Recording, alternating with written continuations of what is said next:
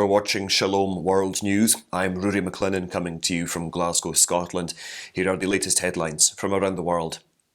On Sunday, the second day of his apostolic visit to Greece, Pope Francis made a visit to the island of Lesbos, where he interacted with migrants and refugees at the Reception and Identification Centre in Mytilene. Hundreds of refugees from different countries welcomed the Holy Father, who paused to talk to them, embrace children and bless babies as he was led into the centre. He was received in a special tent by President Katerina Sakellaropoulou, his Beatitude Hieronymus, and Catholic prelates and refugees. In his message, the Pontiff lamented how the Mediterranean has become a cold cemetery for migrants. He said one cannot allow the sea of memories to be transformed into a sea of forgetfulness. In his second visit to the island, the Pope said that the root causes of displacement have to be tackled instead of targeting refugees. His Holiness also listened to the testimony of a Christian refugee from the Democratic Republic of Congo in Africa. God is present in your experience of the desert, and he consoles you with words of closeness, compassion, and tenderness. So said Pope Francis to the Catholic community of Greece, who are a minority in the predominantly Orthodox nation. On the second day of his apostolic visit to the country, Pope Francis celebrated Holy Mass at the Megaron Concert Hall in the Greek capital Athens. Following COVID-19 protocols, nearly 2,000 faithful, as well as President Katerina Sakellaropoulou, were present for the Mass. Meditating on the Gospel, Pope Francis reflected on the life of St. John the Baptist. Speaking about the numerous deserts where John the Baptist preached, the Pontiff said, "The Lord comes to free us and bring us back to life, just in situations that seem hopeless with no way of escape. There is no place that God does not want to visit." The Holy Mass featured Greek hymns and was also attended by prelates from the Eastern Rites. Archbishop Theodoros Kontidis of Athens expressed his gratitude to the Pope, and as a customary practice, His Holiness gifted a rare chalice to the local church.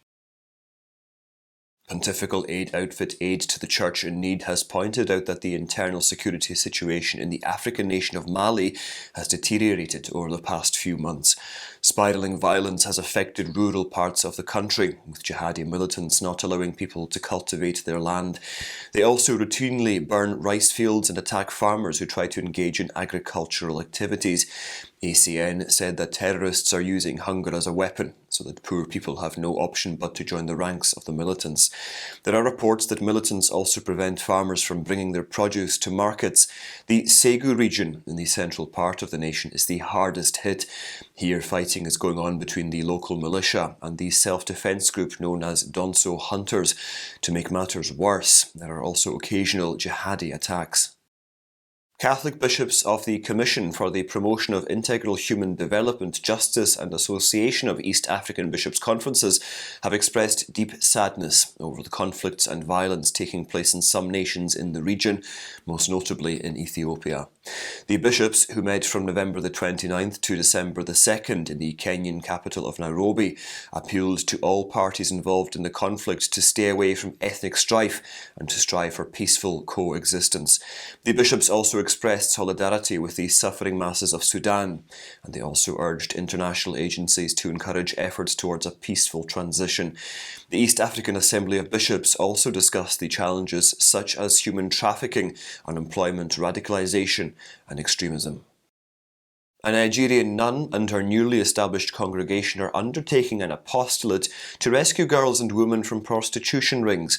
Sister Dorothy Okoli of the Missionary Sisters of St. John Paul II of Mary leads a crusade with fellow nuns to help women trapped in the trade and who are victims of sexual exploitation.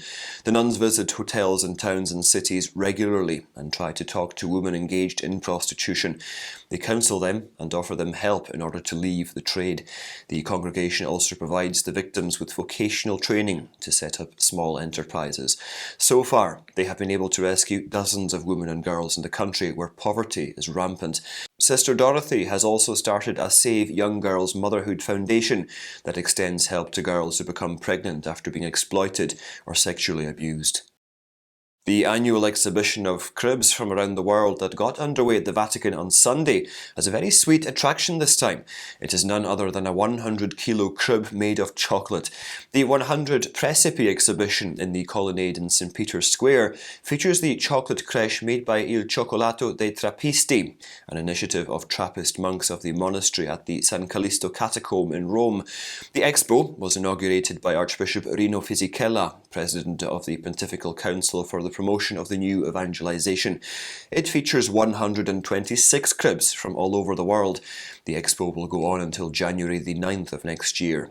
Apart from creches from European countries, the exhibition also features cribs from Kazakhstan, Uruguay, Peru and Indonesia. Established in 1976 in Rome, the exhibition initially took place in the city's Piazza del Popolo. Since 2018, the Pontifical Council for the Promotion of the New Evangelization has been organising it in the Vatican. Stories of mob killings on blasphemy accusations continue to be reported from Pakistan.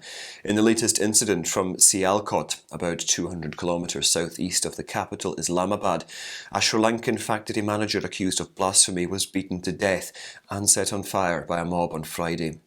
According to Asia News, Priyantha Kumar was lynched on charges of tearing down posters of the far-right Islamist party Tehreek-e-Labbaik Pakistan from the walls of his factory. This was recorded on video, and some of the assailants even took selfies with the corpse. Pakistan is extremely sensitive to blasphemy accusations, and mobs attacking the accused have been reported previously. Pakistan's Prime Minister Imran Khan has condemned the attack and said that it is a day of shame for the country. So far, the police have arrested 120 people. And those are your latest headlines. Do join us again tomorrow. In the meantime, you can visit swnews.org for more updates. Shalom.